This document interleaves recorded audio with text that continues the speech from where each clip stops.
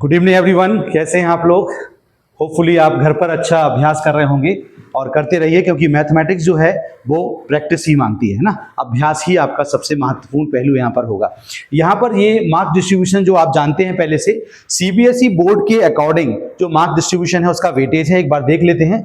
आप सभी को पता है कि अलजेब्रा जो है वो 20 मार्क्स की यहाँ पर आती है। यहाँ पर दूसरे नंबर पे ज्योमेट्री है, तीसरे नंबर पे टेक्नोमेट्री है, स्टैटिस्टिक्स प्रोबेबिलिटी है, मेंसुरेशन, नंबर सिस्टम है और कोऑर्डिनेट ज्योमेट्री है।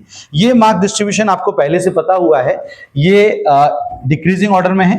तो यहाँ पर अगर आपको जो 10 मार्क्स का पेपर आने वाला है वो अगर इन सभी का सम करेंगे तो आप 80 मार्क्स का आपका पेपर आने वाला है। दिस इज आप पहले से जानते हैं, इसमें कुछ भी नया नहीं है। लेकिन मैं आपको बता दूं, जो मेरा क्लासरूम प्रोग्राम रहा है उसमें जनरली बच्चों को मैंने बोलते देखा है कि वो बोलते हैं सर टेक्नोमेट्री और ज्योमेट्री दो ऐसे टॉपिक हैं जिसमें काफ़ी टाइम लगता है और काफ़ी समस्या भी होती है। तो मैं आपसे पहले कहूँगा, चूंकि हम स्टक नहीं हो सकते एक टॉपिक पर, तो हम आपसे एक बात कहेंगे यहाँ पर कि आप अपना जो रिवीजन ऑर्डर है वो आप इस इजीनेस के बेसिस पे करिए। मैंने जो बनाया हुआ है यहाँ पर, आप यहाँ पर जो इजीनेस मैंने क्यों लिखा है यहाँ पर, आप अलजेब्रा सबसे पहले रिवाइज कीजिए। अलजेब्रा में जो भी चैप्टर्स आ रहे हैं वो सारे रिवाइज कीजिए। सेकंड नंबर पर स्टैटिस्टिक्स को रिवाइज कीजिए। तीसरे नंबर पे आप नंबर सिस्टम को रिवाइज कीजिए। चौथे नंबर पे कोऑर्डिनेट ज्योमेट्री को रिवाइज कीजिए। पांचवें नंबर पे मेंसुरेशन को रिवाइज कीजिए। ये 5 टॉपिक पहले प्रायोरिटी वाइज। इजीनेस ये है, ये क्रम जो है, इस क्रम में आप रिवीजन कीजिए। जब आपके 5 टॉपिक बहुत अच्छी तरीके से सॉलिड हो जाएंगे और रिवीजन हो जाएंगे तो आपका कॉन्फिडेंस लेवल बढ़ जाएगा। कॉन्फिडेंस बड़ा महत्वपूर्ण है, आत्मविश्वास बड़ा महत्वपूर्ण है। आत्मविश्वास जब आपके होगा तो आपको ट्रस्ट होगा कि हाँ मेरा रेडी है।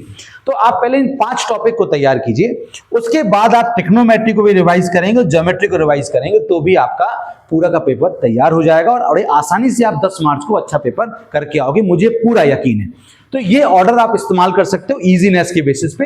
और इसके पहले जो मैंने बताया था वो आपका जो है मार्क्स के बेसिस पर है, ये मार्क्स के बेसिस पर है। तो ये आप ऑलरेडी पहले से जानते हो। अगर इस ऑर्डर में करना चाहें तो इस ऑर्डर में भी कर सकते हैं आप, लेकिन टॉपिक के बेसिस पे मैंने बात की। अब एक और यहां पर चले, मुझे क्या करना है और क्या नहीं करना है, ये बड़ा महत्वपूर्ण है। हालांकि है 3-3 पॉइंट्स, लेकिन ये पॉइंट्स आपको बड़ा हेल्प करने वाले हैं। देखिए क्या करना है, एनसीईआरटी आपको सबसे पहले अपनी रिवाइज करनी है। एनसीईआरटी के लिए मैं हमेशा कहता रहा हूं और हमेशा कहता रहूंगा कि एनसीईआरटी आपको सबसे पहले रिवाइज करनी है।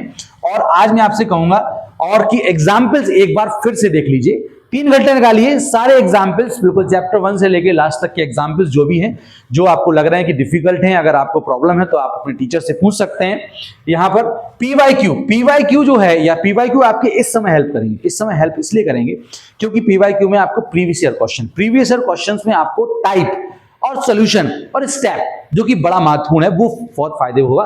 तो ये आप करना है, अपने सारे फॉर्मूलाज जो बुक में जितने भी फॉर्मूलाज हैं, सारे फॉर्मूलों को एक सिंगल पेज पर प्लेस पर लिख लीजिए। यहां जहां पढ़ते हैं वहां पर लगा लीजिए, क्योंकि अभी आपको 10 मार्च तक इन फॉर्मूला का काफी उपयोग होगा। तो आपको बार बार रिवाइज करना होगा, तो आपको पन्ने नहीं पलटने पड़ेंगे, एक प्लेस पर लिखकर रख लीजिए। ओके, तो ये तो आपको करना है। क्या नहीं करना है, क्या नहीं करने में आपको यहां पर डोंट डू में सबसे पहले किस एग्जाम हॉल में जब आप बैठे होंगे, पेपर जब सॉल्व कर रहे होंगे, तो वहां पर एक क्वेश्चन पर या किसी भी क्वेश्चन पर स्टक नहीं होना है। अपना टाइम मैनेजमेंट बड़ा इंपॉर्टेंट रखना है। अगर आप स्टक होंगे तो आपका टाइम मैनेजमेंट खराब हो जाएगा और उसकी वजह से आपके क्वेश्चन का अटेम्प्ट कम हो जाएगा। और प्यारे बच्चों, अटेम्प्ट जब कम होता है ना तो नंबर नहीं आते। अटेम्प्ट ही सबसे बड़ी ताकत है। पहले अटेम्प्ट करेंगे, फिर उसके बाद आपका चेक होगा, है ना।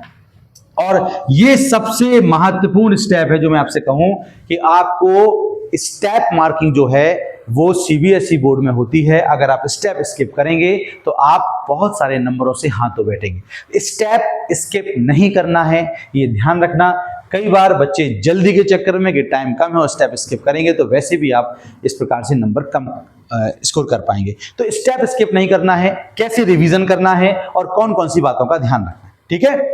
ऐसे ही नेक्स्ट वीडियो के लिए जल्दी आते हैं।